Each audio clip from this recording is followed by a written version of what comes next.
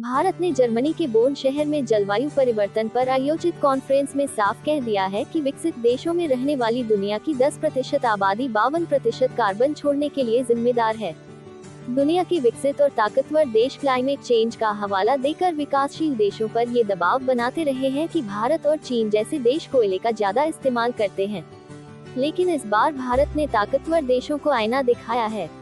भारत ने जर्मनी के बोन शहर में जलवायु परिवर्तन पर आयोजित कॉन्फ्रेंस में साफ कह दिया है कि विकसित देशों में रहने वाली दुनिया की 10% आबादी 52% कार्बन छोड़ने के लिए जिम्मेदार है।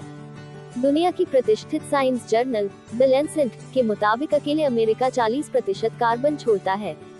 इन्हीं वजहों से दुनिया भर को क्लाइमेट चेंज, हीट वेव, बाढ़ और सूखे का सामना करना पड़ रहा है। ऐसे हालात से निपटने के लिए भारत में हर साल करीब 7 लाख करोड़ रुपए खर्च होते हैं। अब इस खर्च की भरपाई की मांग भारत ने रईस देशों से की है। 6 जून से 16 जून तक जर्मनी के बोन शहर में क्लाइमेट चेंज कॉन्फ्रेंस आयोजित हुई। इसमें भारत ने अमीर देशों को आईना दिखाया है कि वे ज्यादा कार्बन उत्सर्जन करते हैं और कोयले के उपयोग के लिए हमें कसूरवार ठहराते हैं। दरअसल यह सच भी है, क्योंकि भारत में हर साल भीषण गर्मी की वजह से 83,000 लोगों की मौत होती है। वहीं ठंड से हर साल 6.50 लाख लोग ठिठुरकर मर जाते हैं।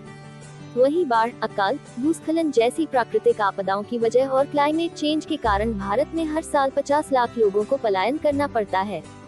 मौसम की ऐसी ही भीषण परिस्थितियों की मार झेल रहे भारत के लोगों का इसमें कोई दोष नहीं है।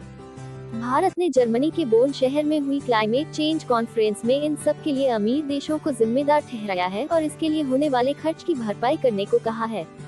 भारत का इसी बात पर जोर रहा कि विकसित देशों की वजह से दुनिया में गर्मी बढ़ी, सूखा और अकाल के मामले बढ़े। इसके लिए भी ये ही देश जिम्मेदार हैं, इसलिए अब आपको इसकी भरपाई भी करनी होगी।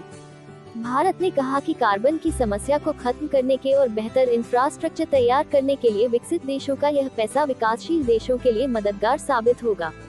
दरअसल विकसित देशों ने 2009 की कोपेनहेगन समिट में भारत जैसे विकासशील देशों को जुर्माना के तौर पर 2020 तक सालाना 7.80 लाख करोड़ रुपए देने का वादा किया था।